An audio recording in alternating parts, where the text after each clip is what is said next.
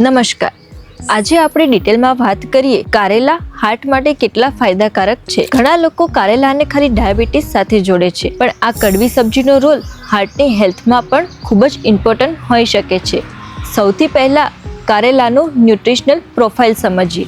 100 ગ્રામ કારેલામાં calories બહુ ઓછી હોય છે, પણ fibre, vitamin C, vitamin A, folate, iron, magnesium અને પોટેશિયમ જેવા માઇક્રોન્યુટ્રિયન્ટ્સ સારી માત્રામાં મળે છે। એમાં પાવરફુલ એન્ટીઓક્સિડન્ટ્સ પણ હોય છે, જેમ કે કેટેચિન, ગેલિક એસિડ, એપિકેટેચિન અને ક્લોરોજેનિક એસિડ। આ એન્ટીઓક્સિડન્ટ્સ બોડીમાં ઓક્સિડેટિવ સ્ટ્રેસ ઘટાડવામાં મદદ કરે છે।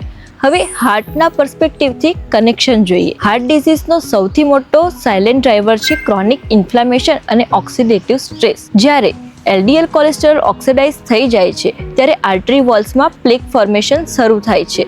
એન્ટીઓક્સિડન્ટ્સ આ ઓક્સિડેશન પ્રોસેસને સ્લો કરવામાં સપોર્ટ કરે છે। કારેલાના એન્ટીઓક્સિડન્ટ્સ આ જ મિકેનિઝમ પર કામ કરે છે।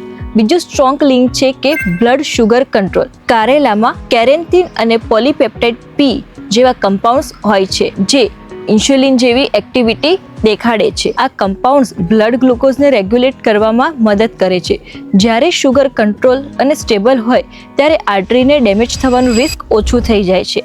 ડાયાબિટીસ અને હાર્ટ ડિસીઝનો રિલેશન સ્ટ્રોંગ છે, એટલે જે ફૂડ શુગર સ્ટેબલ રાખે એ ઇનડાયરેક્ટલી હાર્ટને પ્રોટેક્ટ કરે છે। થર્ડ બેનિફિટ છે લિપિડ પ્રોફાઇલ પર ઇફેક્ટ। કેટલાક સ્ટડી સજેસ્ટ કર્યું છે કે કારેલા એલડીએલ અને ટ્રાઇગ્લિસરાઇડ્સને માઇલ્ડ લેવલ સુધી રેડ્યુસ કરી શકે છે। આ ઇફેક્ટ ફાઇબર્સ અને પ્લાન્ટ કમ્પાઉન્ડ્સના કારણે આવે છે, જે ફેટ મેટાબોલિઝમને સપોર્ટ કરે છે। ફોર્થ વન છે કે કારેલાને એક લીવર સપોર્ટિવ પણ માનવામાં આવે છે। લીવર જ કોલેસ્ટેરોલ મેટાબોલિઝમનો એક મેઇન સેન્ટર છે। જ્યારે લીવર હેલ્ધી હોય ત્યારે લિપિડ કંટ્રોલ ઓટોમેટિકલી બેટર થઈ જાય છે, એટલે કારેલાનો ડિટોક્સ સપોર્ટિવ રોલ ઇનડાયરેક્ટલી જ હાર્ટ હેલ્થમાં હેલ્પ કરે છે। એક સિમ્પલ એક્ઝામ્પલ, તમારી બોડીને એક એન્જિન માનો। શુગર અને બેડ ફેટ્સ આ એન્જિનમાં સ્લજ ક્રિએટ કરે છે। કારેલા એક નેચરલ ક્લીનર જેવું કામ કરે છે, જે શુગર સ્પાઇક્સ અને ઓક્સિડેટિવ સ્ટ્રેસ ઓછું કરીને એન્જિનને સ્મૂથ ચલાવવામાં સપોર્ટ કરે છે। પણ એ વાત ક્લિયર હોવી જોઈએ કે કારેલા કોઈ મેજિક ક્યોર નથી। આર્ટરીમાં જો બ્લોકેજીસ હોય તો કારેલા એને ડિઝોલ્વ કરી શકતા નથી। આ એક સપોર્ટિવ ડાયટરી ટૂલ છે, જે ઓવરઓલ મેટાબોલિઝમને બેલેન્સ અને ઇમ્પ્રૂવ કરે છે। હવે પ્રેક્ટિકલ વાત કરીએ તો કારેલા કેવી રીતે ખાવા જોઈએ। બેસ્ટ રીત છે ઓછા તેલમાં બનાવેલી કારેલાની સબ્જી। ડીપ ફ્રાઈડ કારેલાની ચિપ્સ કે વધુ તેલમાં બનાવેલી રેસીપી તેના ફાયદાને ઘટાડી દે છે। કારેલા જ્યુસ પણ લઈ શકાય છે, પણ મોડરેટ ક્વોન્ટિટીમાં। રોજ સવારે 30 થી 50 ml ડાયલ્યુટેડ કારેલાનો જ્યુસ લઈ શકો છો। પણ જો તમે ડાયાબિટીસની મેડિસિન કે ઇન્સ્યુલિન લેતા હોય તો શુગર તરત જ ઓછી થઈ જાય છે, એટલે મોનિટરિંગ જરૂરી છે।